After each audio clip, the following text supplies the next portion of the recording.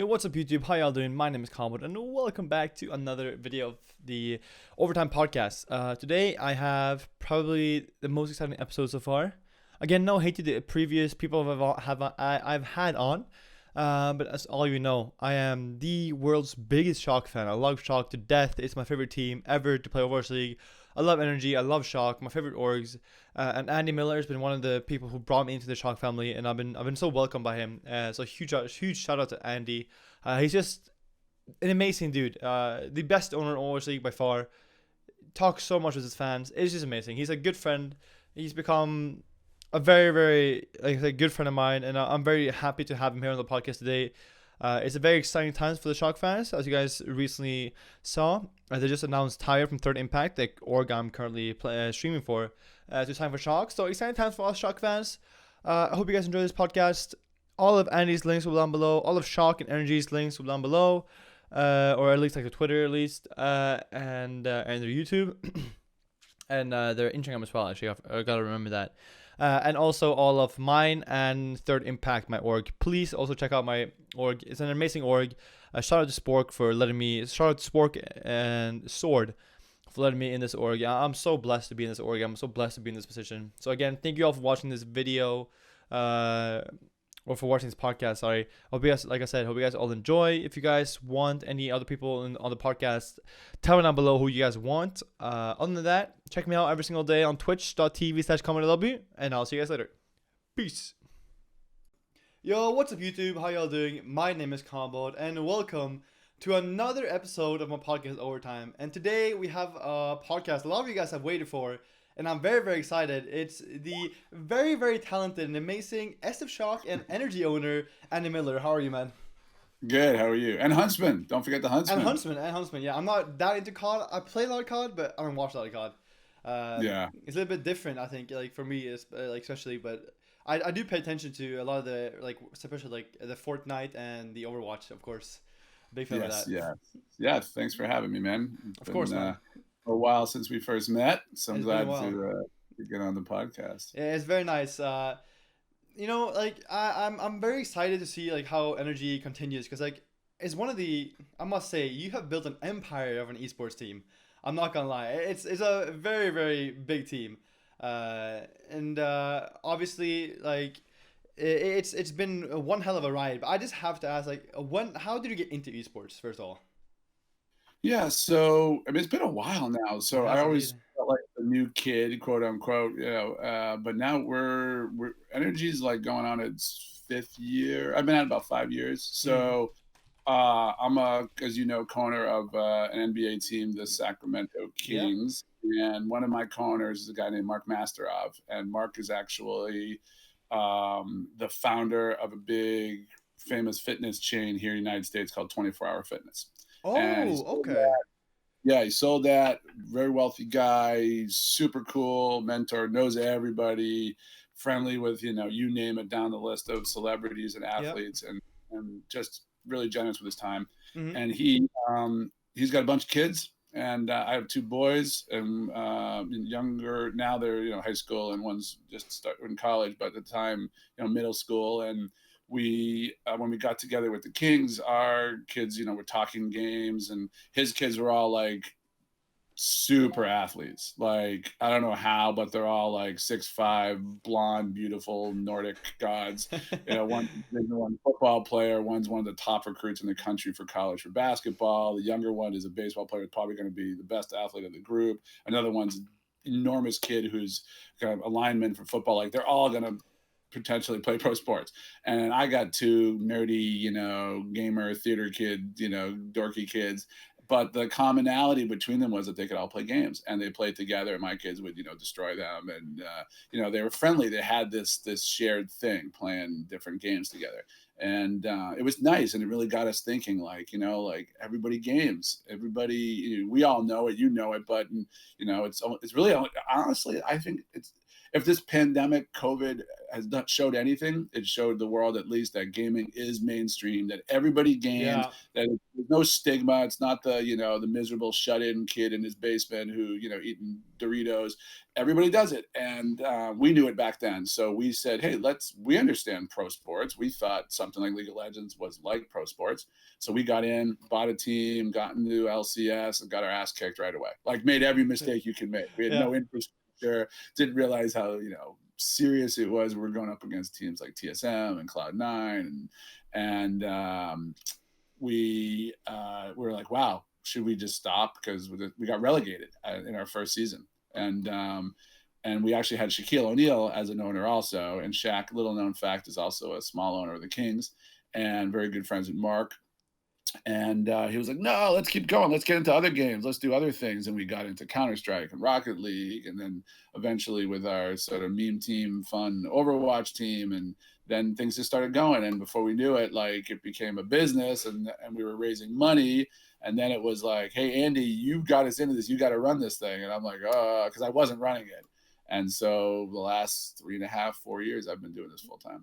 Yeah, I must say, like again, you've built an empire with like millions of fans, I would say, and now you have probably the most dominant team in Overwatch history, maybe. Like it's. I think so. Yeah, I agree. Like even though we might be a bit biased, I still think it's just you're losing, for example, losing Sinatraa, one of the MVP in the World Cup, the MVP for Shock, and then coming to this season with like losing, like I said, Sinatraa, one of the big star players for Shock, but then still just ruining people, especially in like you saw in the melee, nobody was even close.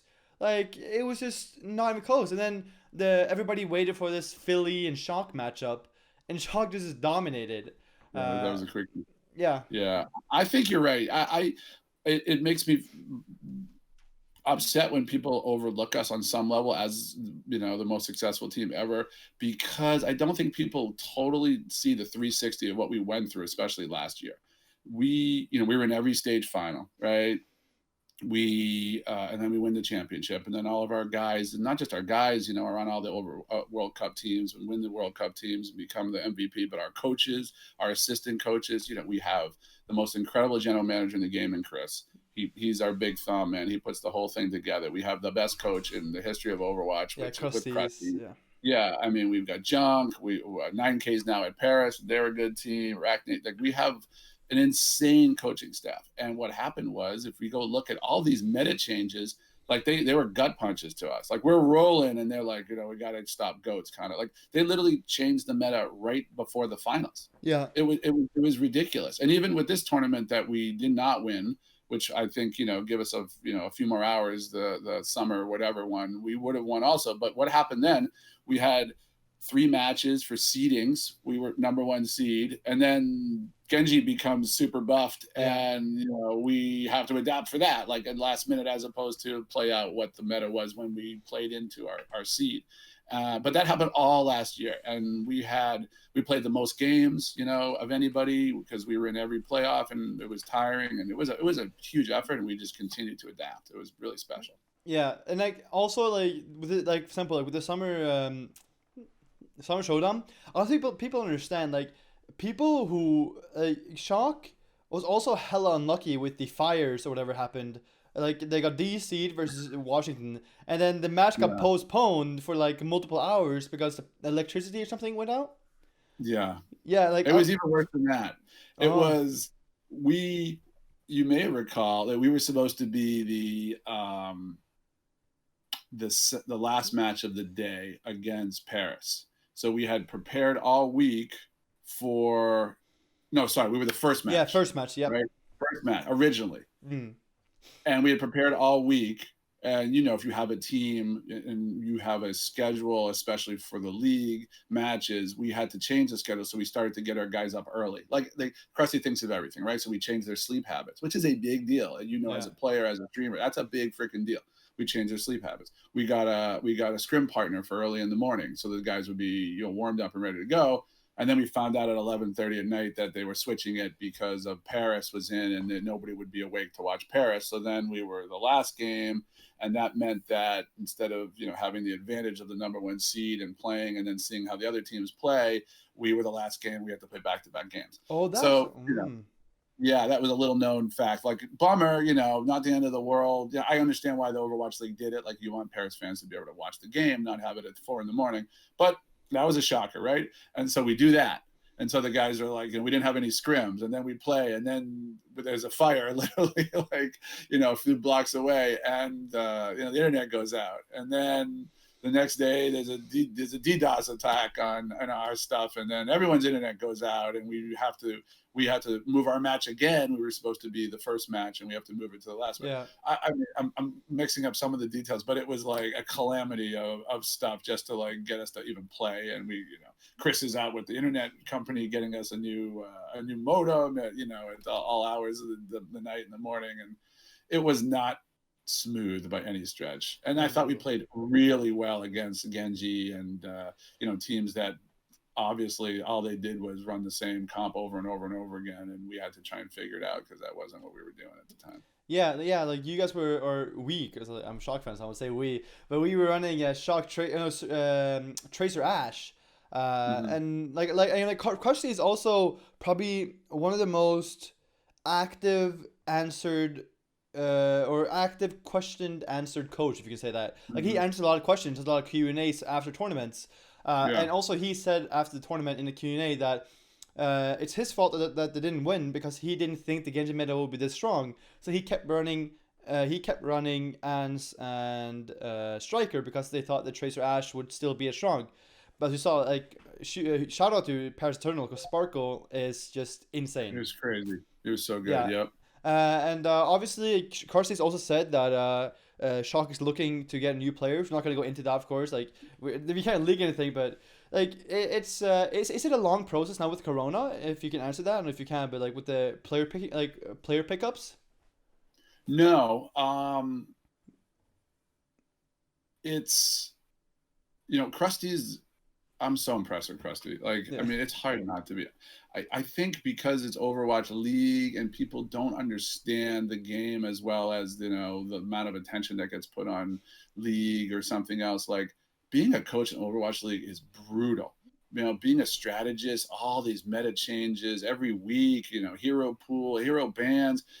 It's overwhelming. And you have Krusty and his guys, and they stay up all night, every night. I talked about this once before on our podcast. The matches are over on Sunday, and then what's the hero band? Oh, here it is. Okay. And they stay up for 48 straight hours trying to figure out how are we going to do, how are we going to adapt, who's going to play what. And then the players practice it for a couple days and they throw it away. And then they really only have like a day or two to implement a strategy. And the guy's a freaking genius. I mean, and he's really straightforward, and he's so honest, and so's Chris, and people love to play for them because they know that they're going to get better. So case in point, we went out and got Ons, right? And I don't know if you saw our Ons announcement, but we were fired up. We were like, we got Ons, not that anyone else even knew who the fuck Ons was, really. I think Huck did, because he sent me a note that was like, oh, dude, like, this is going to be a good one. Everybody else, we did our it's on YouTube. You can check it out. We did like a live reveal of him, and everyone's like, "What's it gonna be? Who's the player?" And they were like, "ANS. Who? What is it? Why do we need another DPS? Who is this guy? This is a joke." Meanwhile, he's just clicking heads, and he's insane.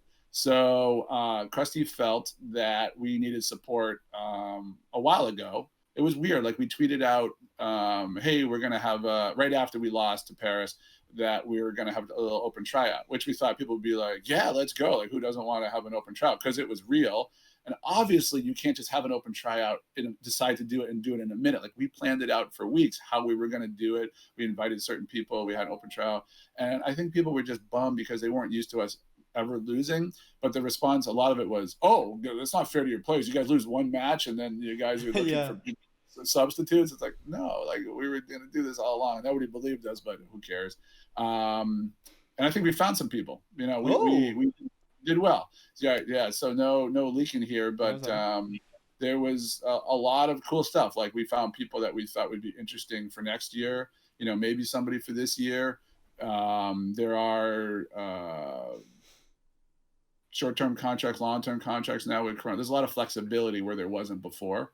And if Chris and Krusty and the coaches like think a guy's going to help us, then of course as an owner, I'm like, okay, let's do it. So it was fruitful. Yeah, that's a lot of the things you're saying that it's gonna make us Shock fans excited. Like the announce video, I'm gonna be honest. Like when you guys announced it, I think I went into the Shock Discord, and everybody was like, "Who the fuck is this guy? Like, where did he come from?" I was like, "Wait, Yeah. I've never seen this guy. Like, I've He's searched a up his name. YouTuber. Yeah. Yeah, like I searched up his name. I just have never seen him.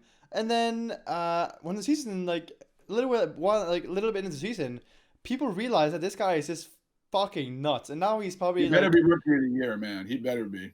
I think he deserves it. But I agree. I think he's one of the best Widowmakers we've ever seen in Overwatch League. How he had Carpe on Ilios was just nuts. Like that was crazy, man. But yeah, I think Krusty, like you say, is a genius. Like he's a freak. Like how he spotted ants is just wow. Yeah. Yeah. And so he thinks he's got somebody else potentially, or a few people that could help us. So Excited. that would be really cool. I could tell you, the guys weren't pissed like they used to be when they lost. They were bummed. I think the coaches might have been okay with losing a little bit because you need some motivation. You just can't keep winning all the time. And but I think that they have, from what I hear, because I'm not with them, unfortunately, from Chris, like they are maniacally focused on the finals and winning the championship at this point. Like this is all about, they might try some stuff out. You know, we've got some matches coming up, Boston and some others, which maybe gives us a little flexibility to try some stuff out. You know, those teams are improving, but they want to get their act together such that they have a real solid plan, and they're already deep into it by the time the finals tournament hits. It's not that far away. Yeah, it is very close actually, and I'm excited because I'm actually very excited now because all season long since Shocky and Shanghai started winning, everybody's wanted to see them clash together, and now there's actually been announced that I'm guessing the team's gonna fly to Asia because to US is still unsafe. So like, Korea, yeah, Korea, and I'm just so gassed to see like imagine like Shock in Paris or Shock in Philly versus like Shanghai and Guangzhou. It's gonna be or some team like that. It's gonna be an insane final. I can't wait. And I do believe Shock is gonna be there and win it all. Hopefully, I'm excited to see what they bring. Very excited for that. And if you talk a little bit about the tournament, we actually talked about, or I actually saw you on Twitter when they first announced the tournament that you really liked this tournament style, and I think I also saw I think it was Dallas Fuel owner as well who mentioned this is very good, and I agree that the tournament format is so much better than the league format. Like what is your opinions on the tournament format? Yeah. You know, now having, so like yourself, like I was never a big Call of Duty guy. Obviously knew who Hector and Scump and Optic was, and now having the Huntsmen for Call of Duty and being an owner there and seeing how the history of these tournaments, which is, you know, big tournament, followed by big tournament, followed by big tournament, big community involvement in these tournaments, you know, great amateur scene there, really well supported, which ours needs to be supported more in Overwatch for sure. But, it made everything kind of special versus this work in progress that is Overwatch. If you look at our first season, we played 40 games, you know, before we had a lot tournaments, right? And then we had 7 in between our stage finals. And the stage finals for us were a huge deal, you know, but I don't think we packaged it or hyped it enough. It was like, oh, stage final, yay, you win stage final, as opposed to like it's a whole separate entity tournament thing with its own prize pool. And I like it. So, and Jonathan Spector's done a great job of championing that, and we have new plans for that for next year as well to really lean in on the tournament. Sounds good. Yeah, I think the tournament is so much better than the league. Like the league is, like even with like the stage finals or the stage, like created some hype, but when you just like when they announced this season that stages were not going to be there, like the first part of the season was just boring because there was no hype. You just played for the end of the like it was just like a regular like I think there's a huge difference between like football, soccer, or whatever you want to call it, American football, basketball, because like you like for example in soccer or as you people football, you just play a league all year and then there's no playoffs, but there's other tournaments around. But with Overwatch, it was literally just a league with end playoffs. It was like nothing. It was so boring at the start of the season. But these tournaments are hyping it so much up, and especially like because in my opinion, the move to YouTube kind of put the views down a little bit because it's much harder to find a live Oh, it stream on did. YouTube. There's Um, no doubt. Yeah. exactly. Because like, YouTube is a platform for videos and live streaming, while Twitch is straight up streaming. So if you're just literally just like if you're gonna, for example, Overwatch League when it was on Twitch, it had like 70, 80, often over 100K. You can just click browse and click channels, and you would see Overwatch League with one of the highest. So people just click in and see what it is. But YouTube, if you don't have if you never watched Overwatch League in your life or Overwatch in your life, you're not gonna get it up and recommended, and you barely get live streams up and recommended. So how are you gonna find it? You have to search Overwatch League, and you have to subscribe if you haven't seen it before. And it's like it's so hard to You find. nailed it. You Yeah. nailed it. That's the problem, right? The interesting thing is, the numbers are they're down on YouTube, which we weren't super surprised about. But there's also the benefit of YouTube. I think YouTube, we have a few-year contract there, right? Multi-year, so I think it'll grow. Yeah, discoverability is an issue. We have to work on that. Just the general notion of going there for live anything. Same with Call of Duty. But the numbers actually, there's something called +3 and +7. So let's say the broadcast had 90,000 concurrents when we were playing, or 100,000 whenever we were playing Paris. But then you add +3 and +7 days onto that because it's YouTube. People are watching the VODs way more, easily and accessibly than they were with Twitch. So you end up starting adding more numbers on those. So overall, you get views, but yeah, like we would love to see those live numbers higher for sure. We have a bunch of work to do with YouTube. At least you have also the Bilibili, the Chinese streaming service as well. So you pull like The numbers in China are huge. Yeah, the numbers in China are very big. Yeah, that's good at very least. big. But yeah, like you said, like the discoverability on YouTube is hard. But like again, like you said, I think it's gonna grow, and especially like one thing that really like bummed me out was I started with Overwatch League. For example, some games that were just boring to watch, but I still like, for example, like no hate, but Boston, Houston, or like some games like that started season. Like for me, I wasn't that big of a fan of any of them. I like Dante, but I don't think he was playing that one game. So I decided not, like I would watch it, but there was no league tokens, and a lot of people only watch Overwatch League for league tokens as well. Like they have on, they learn about the game, and also get league tokens. But that wasn't introduced before like when was it? Like a few months back, I think. Yeah, because YouTube. Exactly, and the viewership was literally at like 25K and like American games, and that was low. And luckily, it's up now to like between 40 and 60K, and it's getting better for sure. And then also another problem is clips. Like you can't clip things, which is also like a big problem in my opinion. That's a really interesting point. Yeah, to hype. Yeah, we have to remember also, like, we had a whole live slate. Like, we were supposed to be in Shanghai. Like, it would have been insane, those matches. And then when we moved online, it was hard. It's a global league. People all over the place we need to have competitive integrity. So in the beginning, as we were trying to, and I don't know all the technical details, but work it out, like certain teams had to play each other more often, like Boston and whoever. Right. So if you remember, like after a certain point, there were mostly East Coast teams that had played way more games than everybody else. And China, London, Seoul, we're catching up. And now I think we're there and we can do something more significant. And hopefully we can travel next year. And that the format will be something that was planned out.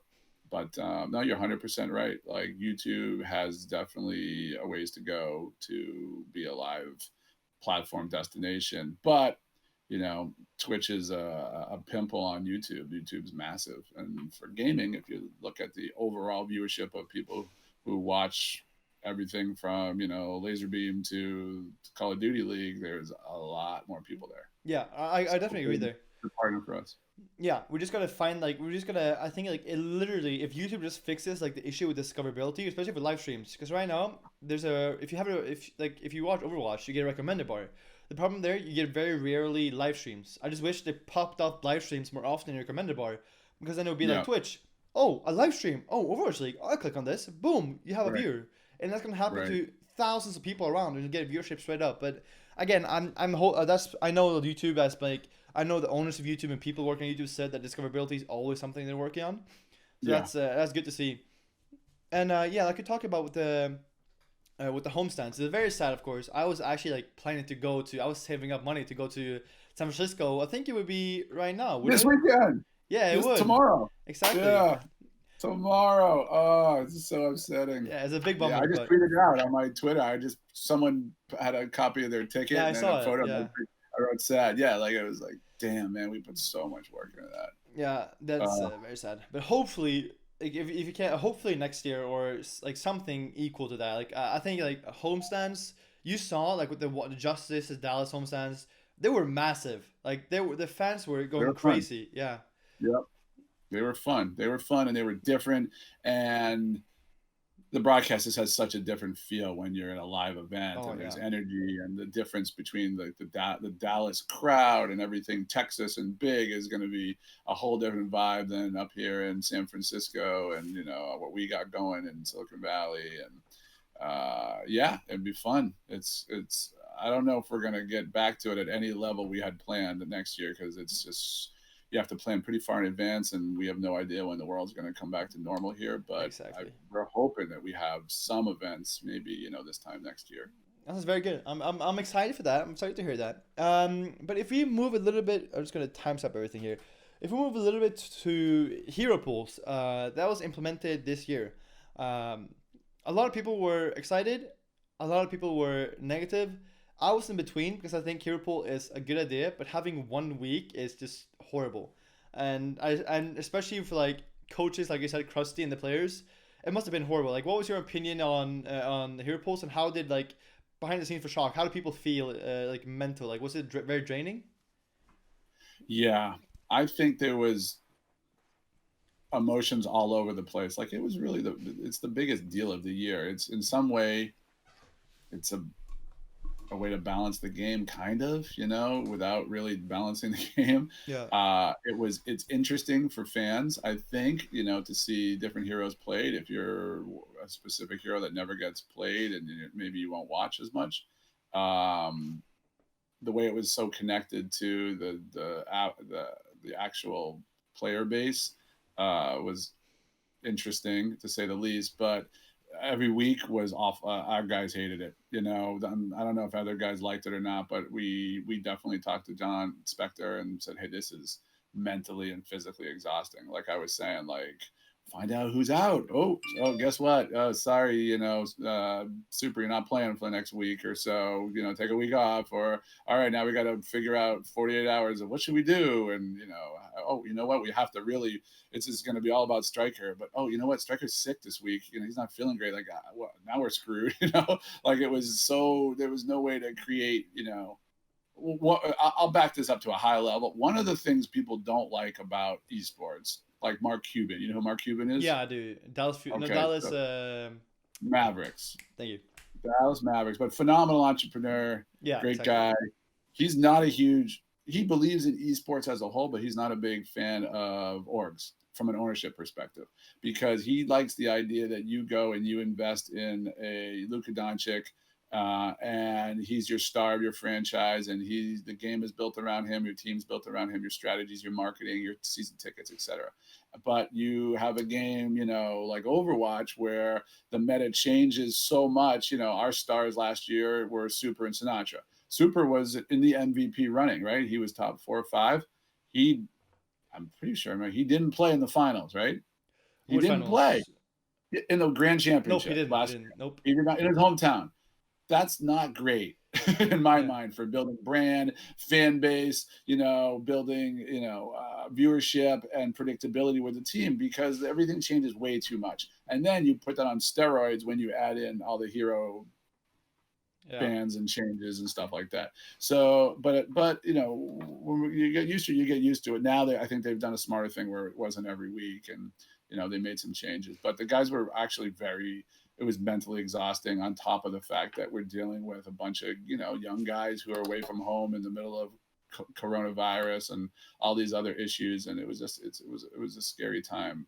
I think things are feeling a lot better, even though our guys are actually in LA this season, and LA is not a great place in this country for coronavirus, but I think they're feeling a lot more comfortable. Wait, so you're all in LA? Yes. Ah, oh yeah, because I also saw the facilities. I saw that Moth is and Super are with both streaming from the facilities now. Was that implemented Yes. this week? Yes. There's something very new there that is part of a bigger giant NRG strategy reveal, which will be kept secret Yeah, that's because fine. we can't really use it because of COVID. But they have a training center now that's very close to where they live, I'm and excited. That sounds. I think we're one of the only teams that have been playing this. We not only been playing in our apartments, they've been playing in individual bedrooms and different apartments and different floors. Like, they're Yeah. not together at all, Yeah. and we're still doing phenomenally well. Which is, I mean, we kept very strict COVID rules, and those guys, were in their rooms for a long time, whereas there are other teams that were in a house or a facility. Yeah, I definitely agree with that. And you guys did something very interesting in the in this Corona times when there was a break. You guys announced a new player, and I didn't see this coming. And he's been one of my favorite players since he came in Overwatch League because I'm an old support player. And you guys announced the signing of Twilight. And my instant thoughts were, how is this fair to everybody else? Because you guys have the two best flex supports last year in the league. Um, how has Twilight implemented or come into the team? Like, how is he fit into the team? Okay. Um, this was another example of building out a platform, a infrastructure, a winner, right? Twilight's a cool dude, and he could have gone anywhere, right? Mm. Everybody wanted him, and I know for a fact other people, people. There's a meme of like A. Miller's wallet, and it's me, giving out money for Twilight. I mean, he had offers for more money elsewhere, no doubt. Oh, okay. But he wanted to play for a winner. He Yeah. wanted to play for Krusty. He wants to be a champion. He likes our guys. Our guys liked him. He was a great fit. I liked everything I learned about him because his main motivation was to win. And that's what we want to do. And we want people who want to win because a motivated group can do anything. So Krusty and the coaches thought he'd fit in really well, give us a lot of flexibility since he was willing to, take a role and be part of an org and hopefully a championship formula as opposed to a superstar and, by himself in a team that promoted him as their only good piece. It sounded great. So we did it. And so far so good. And hopefully, we'll be able to create more strategies with these two incredible, talents at the same position doing different things. Yeah, for sure. Yeah, I think he's especially like you saw in the BAP Brig meta, no BAP 10 meta, excuse me. He was nuts. Like I think it was like literally the first game he played as well. He was crazy in that Baptiste. Like now you have like probably the two best Baptiste players in the league on the team, as well as probably the two best flex supports next to Alarm, I would say, or maybe I forgot the Shanghai player's name, but there's a lot of good there. But I definitely feel like Shock has two of the best supports. Honestly, they have one of the best, some of the best players in every role. Anyway, but yeah, We're deep. We're deep. That's been the strategy from exactly. day one because we've been hit with everything, all these meta changes and other Yeah, issues. We were like, okay, we're never going to just be a one, hero, one meta strategy team. We have to be super flexible. exactly. So that's the way it's been. And people know that. And, maybe 1 week, 1 month, it's all about Moth and Super. And then next it's not. But they're super cool about it. And everybody, when they're not in, they're helping and coaching and scrimming and motivating. And that's the sign of a good team. And it's hard, it's hard to get to that level. We've had some teams that never even came close to just even having the motivation, in other leagues, other games, until you get the right combination of people. And then hopefully you can have some continuity, that carries us forward season after season. Exactly, exactly. But also we saw a very sad announcement, but like it was kind of understandable. But you guys let go of Architect or agreed to trade Architect to Hang Shao, I think you pronounce it. How was that Yeah. with for the players, especially Choi? Because I saw the video on Twitter where Choi was literally waving and being with Architect for the final I minutes. Like, know. how was it for the team when they found Is out? Choi the cutest thing in the world? I love Choi so much. He's my man. Choi's my boy. I love Choi.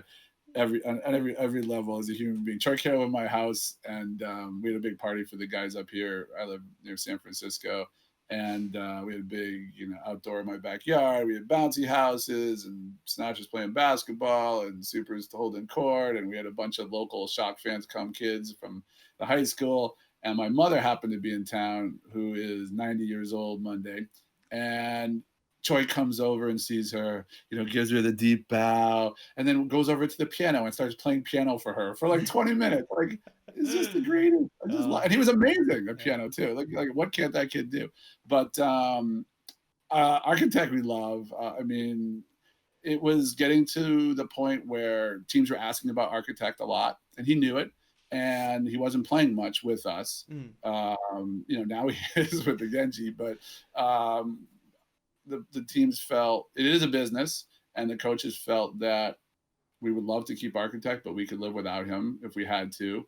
And it wasn't totally fair to him just to let him, practice all the time. And he wanted to go back to his old, with his old teams and get back into the swing of things. And he's awesome. And we did it, and that was a reason we thought that might happen, because the reason we got Hans, and I know everyone sort of plays different DPS roles, but everyone's always like, well, how do you have 5 DPS players? Like, we needed depth, and the league is different than it was when the season started. Definitely. But the guys, the guys lost Sinatraa, yeah, and they lost Architect in their mind, and it's a bummer, right? Those are deep relationships when you're living especially during COVID, when you're in your bedroom and hanging out with these guys 24/7. That's your only, contact to anybody else. We all feel it with our families and the limited friends that we can see here in this world right now. But then things got a little better, and then we brought in Twilight, and he's fun and cool, and had a little tryout, and maybe we'll bring some other people in and just shake things up and make things, more lively. Exciting. Exciting time for the Shock, I must say. And I will also say that Shock probably had and still has 2 of the biggest pro names the past years in Overwatch, in Super and Sinatraa. How was it having those 2 in the team, and how is it still having a Super on the team? Because I'm guessing obviously every player brings a lot of attention, but as you, for example, see, Super is sitting at 6,000 to 7,000 viewers on the stream. How is it having someone so popular like Super and Sinatraa on the team? Like, how did it did it help you guys anyway? How is it having so much attention to one player? It's great. Like, you remember, and I know you do, like, obviously those guys didn't play until halfway through the year, their first year, because they weren't 18 years old. So they didn't do anything. Most people didn't know who they were. Nobody knew who Super was, right? Sinatraa a little bit. And then when they played, they were okay. Like, they weren't like, whoa, instant, wow. And it took Krusty and the coaches to make them into men, to make them into, the stars that they became and find the right role and learn how to practice and discipline and be better communicators. Super was always, lively communicator. Sinatraa, not so much. He was a reluctant leader and had to grow into it.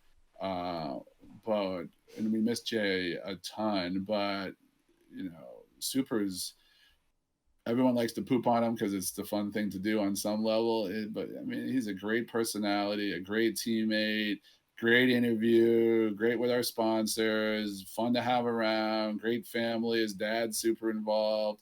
We love him. So it is helpful, having somebody who has a presence like that. And, Super picked up a lot of streamers because he's super entertaining, but also Sinatraa doesn't stream Overwatch anymore, so that was a natural. And there's a void there, and this is a great ambassador for the game. And there's a reason why they put him on the broadcast all the time, because he's entertaining. I definitely agree. I think he's very entertaining. I watch him a lot as well, especially because he streams at he ends the stream at 11 p.m. or 1 a.m. and that's when I wake up. I wake up at 6 a.m., 7 a.m. and when I wake up, he streams. So that's the good thing about them being on all the way West Coast. That is 9 hours ahead and not 5 hours. Yeah, for you. Yeah, but you can also remember, people ask, how do you look for players, this or that? In the team games, the skill's most important, but it doesn't hurt to promote the game. Mm. Super's an ambassador of the game. So we ask about people understanding, when you guys play again. Super talks about, oh, we're playing Boston this weekend. What's happening? I want to really have a connection with the team. What's going on there, at the house? What are you guys picking up new players? What do you think about this meta? How do you feel Architect's doing? Like, he talks. And now he's talking to 5, 6, 7,000 people a night or more, concurrence. That's important. And we always talk about the fact that once you get into a league, you need to promote the team. You need to promote your league. You need to promote viewership. Like, it's a real job. It's not just about playing. And some people get a pass because that's just not who they are. They're not going to get out there and be a super. They don't have the personality or the stomach for it. But there's a lot more to being a pro player, especially these days when they make a fair amount of money, than being just a great player. Exactly. And I also think he's a very like he's a very big idol for many people because he can be like this funny this troll sometimes like he doesn't troll in game but he can be this like troll to people like talk to people but he's also like a very great role model because he's one of the best players on main tank in the game.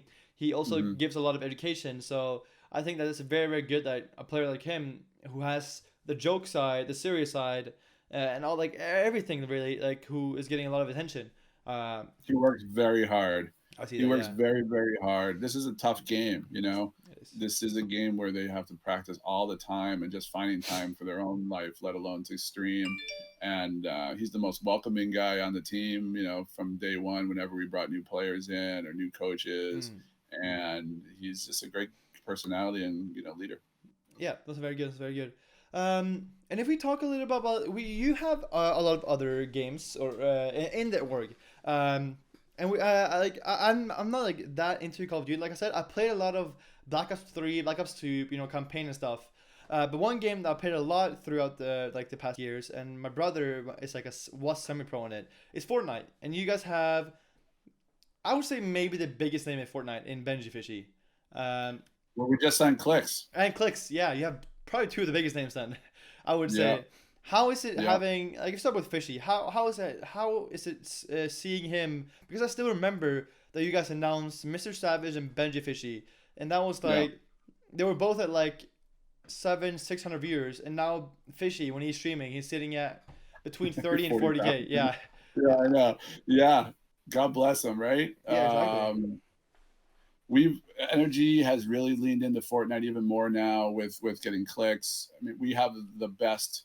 I always felt we had the best competitive team for a long time. We have Zate, who's the godfather of Fortnite. It runs the pro scrims and came in second in the World Cup, and Epic Whale, who came in third in the singles, solos in the World Cup, and Edgy, who almost never loses in his stuff.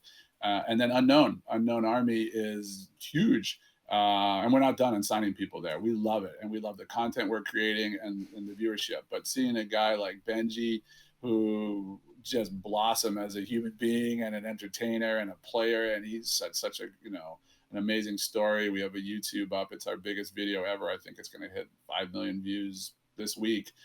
His story, from his father dying when he was a baby, really young, to living with his mom and trying to find a home, and where he is now, living on an island with shitty internet and still killing everybody and being the most cracked player in the world and the happiest, most lovable person who just makes you feel good when you spend time with him. And I think people connect with him, and that's why he's been so popular. And that's a great trait, right? I think a lot of people look at some of these, they look at gaming and they don't understand it, and they don't understand the community and the connection. They say, oh, it's toxic and everyone's screaming at each other and it's this bad environment. And there's a lot of toxicity that we need to get rid of, but then there's not, right? And then there's guys like Benji who you just want to spend time with because he makes you feel good, and you root for him. And Mm. that's really important. And so Fortnite has been amazing. We signed Clicks. We had an announcement with him. It's actually pinned on NRG's Twitter, NRGGG. Please follow, but it's pinned. You can see the announcement that Shaquille O'Neal did, my co-owner, co-founder here. Shaq made this announcement with Benji announcing, and Grady Rains, the lovely and talented Grady Rains, and the three of them made the announcement to with Clicks. And when he did his announcement, he played the video, but his friend and another great Fortnite talent, Stable Ronaldo, made like a little show for him, and it was like a little like pre-show to the announcement. He had 195,000 concurrents. Yeah, it was you guys broke Twitch. You legit broke It, Twitch. it, it broke. Yeah, it went down. I was like, oh god, we just lost 200,000 viewers, and Yeah. then came back on, and boom, they were all back. It was Yeah, amazing. and it was you didn't even break only his channel. When I was watching his channel because like it was an announcement, and then I tried clicking away, and I just couldn't. And then I refreshed the page, and it was like, sorry, something came up, and I sat there refreshing for like 10 seconds, and I went on Twitter, and it just says clicks just posted. I broke the internet. It was yeah. He did. He did. So we have a lot of attention around this team, and we're making cool content, and we're trying to have a lot of fun with it. And oh god, if we can just get Corona to stop and get Benji over here from London to do what we've been trying to do. We have plans for, because I know he's dying to get out of his house like we all are. It's going to be fun. So we love Fortnite. It's fun. Yeah, and honestly, like just to mention, NRG has probably some of the biggest names in every single game. Like some of the three main games I know of and I watch, for example, like Call of Duty, Scump. Like one of the biggest names in that game. Fortnite, you had Mr. Savage, Benji Fishy, Say It. Now you have Clicks again. Was like probably a little bit bigger than Mr. Savage. Oh yeah. Yeah, and I love Mr. Savage because he was Norwegian, of course. So of course. I love him for sure. But I wish him, I wish him all the best. But yeah, like, again, you have so many big names in Fortnite, and then you also have probably the most dominant team, like we said, in Overwatch. It's insane what you've built. Thanks. It's been a long time coming. You forgot the world champion Rocket League team. That is why I saw that on Twitter. Yeah. My personal favorite. So those guys have been with us the longest now of anyone in the org. Yeah. So we've been from like day one in Rocket League. We won every year. We were North American champs, I think like 6-7 times. We were the winningest team to never win it all. And then we finally won the world championship, and we made a little roster swap about a month ago, bringing in Squishy Muffins, one of my favorite gamer names of all time, who's cracked but has a giant fan base and YouTube audience. And now we have like the old Overwatch meme team there with when we had Seagull and Harblue and Cutie and those guys. Like these guys are really popular. Our NRG YouTube since July 1st, since we announced Clicks, and basically because of Squishy content, has gone from 400,000 subscribers to I think we hit 600,000 today, which is what July. Shit, that's insane. Yeah, we've had 200,000. Like it's crazy, and it's basically because Fortnite and Rocket League. And Rocket League has announced a more global game. They're going to hit the road when the world calms down, and I think you can see this team everywhere. So I appreciate it. Yeah, it's been a challenge. Like we tried really hard. We spent a lot of time and money in Counter-Strike. Took forever to build it up. We actually sold it eventually, but we've learned a lot through the years of being shitty. To how to build a winner in infrastructure. Yeah, like I tried playing Rocket League. I just never got into it, but I still follow. Like I said, like I have NRG on notifications, so I know everything that pops up. And like I said, nice. I saw that the Rocket League, you guys are superb at that. I always see Rocket League tweets, and I always see that you guys are winning a lot. Like I said, I'm not very deep into it, but again, I saw the roster movement, and I saw Squishy. Like I went to Twitter, and you just see the interaction. I think it literally went viral on Twitter. I like. If you when I was searching, I could literally see Squishy was like something that went viral. So you bring up an interesting point, like with Rocket League, in that like I play Rocket League also. It's the only game I can play. It's so hard. It looks so easy, but you watch it, even if it's casual, and you're like, oh, okay, soccer, football, whatever you want to call it, with rocket powered cars. Okay, I get. Whoa, hey, look what this guy did. Well, this is cool. Oh my God, 3 seconds left. And that's a casual viewer who just I literally that game. I don't get stressed out at all with Overwatch, but with Rocket League, because I understand the whole thing, I'm like, oh my God, we got to score here. Yeah. And it's harder with Overwatch, right? Like you can't just come upon Overwatch and understand it and be like, oh, I'm a casual fan. I'm going to check this out. What the hell's going on here? It's too fast. It's a lot, for us to figure out over the years to make this thing more accessible to people who aren't like you, who understand every bit of it and who just think that it's a cool game. And once you kind of understand a little bit of it, you're like, wow, this is a really complicated game. These guys are going through a lot of choices, a lot of decisions, incredible skill. This is a strategy game. This is a great fucking game. But we have to get them there. We have to figure out the best way to explain this game to the more casual fan. That's Exactly. the challenge for Overwatch. Exactly. I definitely agree with that. Again, like I said, like when I've watched a Rocket League, it doesn't seem hard. But then, like I said, like when I played it once, You don't play. I was just like, what the fuck is going I on? What can't am I hit supposed the to do? thing, yeah. Exactly. Yeah. Wait, I'm in the air. I hit the ball once. Exactly. But before we end the podcast here, we'll actually talk a little bit about basketball because both me and you are pretty huge fans. You even own a team. So how do you even get into owning a basketball team? Because that's a pretty huge deal, I would say. Like, how do you get into owning the Sacramento Kings? It is. Well, I own with a bunch of guys, so it's definitely not me. Yeah, but Basically, I started a company in Boston, Massachusetts 10, 12, 13 years ago. That was a mobile advertising company, and Apple bought it. And I moved out to California, and I worked for Steve Jobs. And I founded and I was the CEO of the company. So I went from, not having money to having a lot of money. And I love sports. And so I bought a minor league baseball team in the United States. Baseball has a lot of levels under pro, kind of like pro soccer in Europe. And this was for the Colorado Rockies. And I learned a ton and I loved it. And I was like, I want to get involved in a pro team.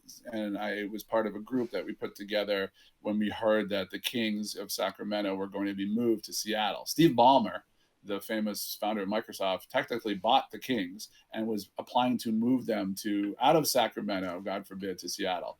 And our group got together with the mayor of Sacramento and put a group in a bid to buy the team and keep it there. And so we had these two bids, and obviously we couldn't compete with Steve Ballmer's billions, even though we have some, serious cash on our side, like Master Off and the Jacobs, who founded Qualcomm, and Vivek. And we went through a bunch of process and applications and votes with the other owners. And eventually they decided to keep the team in Sacramento, which objectively is so the right decision. I mean, if anyone follows basketball, they know that Sacramento bleeds purple. This team sells out 90% of the games, even though we haven't sniffed the playoffs in a long time. And this is, it's a one-team town. This is the identity of this city. And it's a great basketball town. So we ended up winning the bid. We got it. The requirement was we had to build a brand new shiny stadium in record time. And that's all we did. We focused on that, got through this thing, built the Golden One Center, which is one of the most technologically advanced arenas in the world. It's gorgeous. It's got these Tesla space, these hangar doors that are all glass that go up. So you can have sort of indoor, outdoor basketball. You can control your own everything around your seat from your app. And it's super cool. And the fans love it. And we have great, concerts there.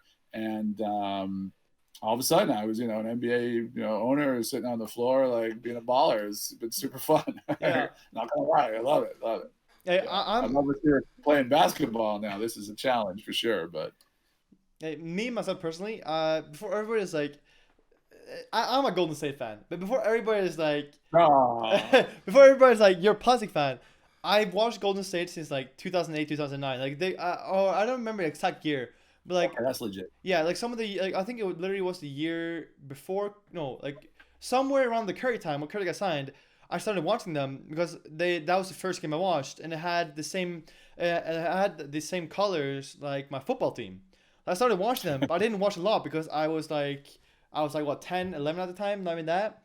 Even younger, I think it was 8. So I was barely watching it. But then when I got my first computer, I had a horrible sleep schedule. I would be up for 20 hours and sleeping 4 hours. So I would always be sleeping to 3, 4 p.m. because I was watching basketball. Because I was on at night I was gaming on my little laptop, and I had my TV behind, and what was on it? It was basketball, and it was often Golden State team games. So I just started watching them more and more, and now I'm a big fan. Sadly, injuries to Curry, Thompson, KD going away, hasn't been treated as well. So we're out, but. you know, the playoffs, NBA is coming up in Orlando, and I'm calling right now. New Orleans Pelicans are gonna win it. Dark horse. Well, that's a bold call, especially with, I don't know if you've seen the news, but Zion has left the team. Wait, what? Yeah, he left the team this week, today or yesterday, because of some family issues. So he's out of the bubble. I don't know if he's coming back. So Never mind. They're not winning. Yeah, never mind. I didn't don't see put that. But, he might play. We've had some issues as well. We've had a couple guys with corona. De'Aaron Fox sprained his ankle, but we're happy to be there. And our team, if you remember, before it got shut down, was on fire. Like we won like 10 of our last 13 or something. Well, yeah. Yeah, so we're young. We've got a lot of cool, really good talent, and I just can't wait to watch basketball. That's for sure. It's gonna be fun. It starts up next week? 30th of July. Oh no, for you, for me it's our the 31st because it's like a night. But for you guys it's 30th. Okay. Yeah. The 30th of July. Yeah. First game is Utah Jazz versus Pelicans. Second game is ready to go? Yeah. Second game is a big game. Clippers versus Lakers, and I can't wait. I'm so ready for that. It's funny. It's funny. Everyone, my friends, they text me like, "You guys have the worst schedule. It's so hard." I'm like, "It's the top 8 teams in the league. Of course, every game is hard. Like every team's a winner there. Yeah, it's gonna be a great experience for our guys. Really great experience for next year because we're really starting to gel as a team under Luke, and we'll see. We'll see. Can't wait. Let's get some basketball going. Yeah. Oh. And then we got Overwatch finals. We'll have Overwatch finals coming up. Call of Duty finals. We'll have a lot of fun. And then we just have to pray that there's some sanity in the world, this fall, because it's a little crazy. It's hard to run a business in this environment, and just hard to stay mentally sound. But everybody's been awesome, and all of our teams and players, believe me, especially our shot guys, they love the support from the fans because it's been hard for them. It's not a grind. It's been a mentally challenging time to be, especially if you're a Korean kid, first time away from home, you're in Los Angeles, you're in your apartment. It's tough, right? And there's just scariness going on with, there were riots nearby, there's COVID, it's just tough. It's a tough time in the world, and gaming is definitely bringing us together. So I personally appreciate all of our support. The growth we've seen on NRG has been, 2020 has been bananas, but please, shout out, follow us on Twitter for sure. And our Instagram's always been crazy. That's our biggest platform. We've got like 1.2 million or 3 followers there. But YouTube's really been growing on NRG. So if you like Rocket League and you like Fortnite, that's the place to be. Yeah. Again, I'll leave links to all NRG, Shock, and Andy is of course as well down below. Oh yes, of course. A Miller at Twitter. But before we go, who's your final 4 for Overwatch League to go to the finals in Korea? I know a lot depends on your mic is completely robot, Andy. Okay, I haven't done anything, so can you hear me now? Wait, can you? I hear my echo, so I'm just gonna mute you for 1 second so I can say, because I hear echo, and then I'll unmute you after. Yeah. Okay, so my final 4 for Overwatch League will be Shock to win it all. I'm gonna put Shock. I'm gonna put, even though Eternal's done well, I'm gonna put Shock, Philly, Shanghai, and Guangzhou Charge. That's gonna be my 4 to Overwatch League. What's gonna be your 4? Wow, I like Shock. I think Paris, and I think there has to be. I think the way it ends up is 2 Asian teams. Asian division. That's what I said. Yeah, so Shanghai and Guangzhou for me. Yeah, I would probably pick those 2 also. It'd be interesting to see if Spark puts it together with Architect, but probably those 2. Yeah. Yeah, I'm excited. Exciting times for us Overwatch League fans and basketball fans and fans of many games. To be fair, it's a lot of things seeing us for anybody who's involved with NRG or fans of NRG, or like I said, like basketball anytime. A lot of good times. Corona's been horrible, but hopefully we can end the year on a very high note. So again, Andy, thank you so much for coming on the podcast. It's been amazing to have you here. Like I said, all of Andy's links, NRG links, and Shock links will be down in the description. I hope you guys all enjoyed this episode. If you guys did, be sure to leave a like and subscribe if you're new. And I'll see you guys next time. Peace. Yeah, man. Thanks for being such a great supporter of all of us in the shock from day one. No worries, man. No worries.